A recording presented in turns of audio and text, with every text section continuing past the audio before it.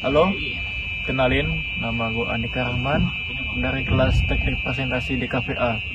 Jadi kali ini bakal ngelasin tentang tato, dari identitas kelompok menjadi sebuah tren urban. Mungkin bagi kebanyakan orang, memiliki tato itu biar terlihat keren, biar sangar, dan yang lain-lain. Tapi sejatinya tato itu merupakan simbol untuk seorang pelaut di Eropa sebagai penanda bahwa mereka pernah meraungi lautan dan pernah berkeliling-keliling lautan. Tato pada hakikatnya merupakan media komunikasi tubuh sebagai kode kelompok dan nilai simbolik yang kini mengalami pergeseran makna yang disebabkan oleh industri dan gaya hidup. Setiap tanda yang dulunya berfungsi sebagai penanda identitas personal dan kelompok yang mendalam, kini dikemas ulang semata-mata sebagai tren gaya hidup komersial, sebagaimana sebuah tanda visual mengalami pergeseran fungsi ketika berpindah ruang sosial. Tato yang sebelumnya hanya dimiliki oleh para nelayan di Eropa sebagai identitas mereka sebagai pelaut, kini telah berpindah ke kulit anak muda yang tujuannya hanya sebagai gaya-gayaan yang tidak kalah penting sebagai status sosial bahwa mereka layak ditato dan juga memiliki kelebihan bahwa mereka ingin ditato. Lalu bagaimana bentuk pergeseran fungsi komunikasi visual pada simbol tato gaya old school ketika diadopsi oleh industri kreatif dan masyarakat modern urban? Tujuan presentasinya yaitu menganalisis perubahan makna dan fungsi tanda visual pada simbol-simbol tato old school akibat arus komodifikasi industri budaya populer. Maraknya penggunaan motif tato old school barat sebagai visual utama pada industri suburban sebagai kedai kopi, studio barbershop, hingga ilustrasi komersial pada merchandise dan fashion lokal.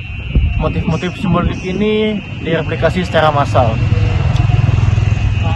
Tidak semua tato, mungkin hampir semua tato yang dulunya hanya sebagai bentuk identitas nelayan, kini sudah tersebar, entah itu di poster, di pamflet, maupun di desain-desain baju dan lain-lain. Analisis visualnya yaitu dari prinsip desain. Tato ini seringkali menggunakan shading tipis dengan warna yang solid, karena fokus utamanya bukan realis dan pembuatannya yang harus cepat namun jelas. Tato-tato zaman dulu seperti tato old school tidak mementingkan sedetail-detail apapun. Dia hanya ingin terlihat jelas dan awet di kulit para pelaut dan nelayan. Lalu karakteristik bentuknya. Desain tato old school secara teknis menggunakan outline yang tebal dan pilihan warna yang padat, serta sangat terbatas warnanya, merah, kuning, hijau, dan biru tua. Karena pada saat itu warna-warna yang tersedia hanyalah warna primer dan tidak memiliki campuran warna apapun. Lalu makna konteks. Tiap simbol memiliki makna dan identitas dari pelaut saat mengarungi samudra, seperti burung walet yang menandakan pelaut telah menempuh beribu-ribu kilometer di lautan. Simbol jangkar melambungkan stabilitas dan harapan agar tidak terombang-ambing badai dan lain-lain. Makna-makna tersebut mengalami pergeseran di ruang publik urban. Target audiens muda mengonsumsi tanda-tanda ini semata-mata untuk mengkomunikasikan citra diri agar terlihat rebel di lingkungan sosialnya dan tanpa terikat pada beban sejarah simbol tersebut.